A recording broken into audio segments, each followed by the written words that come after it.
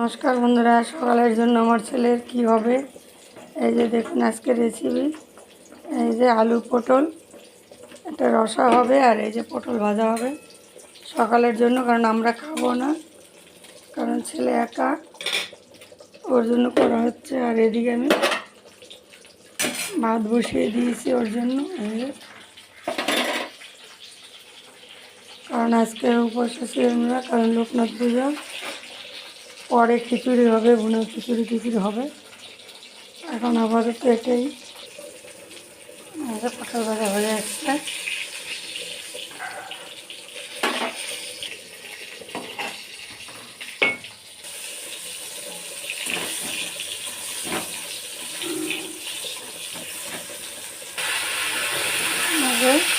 আলু আর পটলটা ভালো করে ভেজে নেবো রসে, তারপর মশলা টসলা আগে কষিয়ে নেব।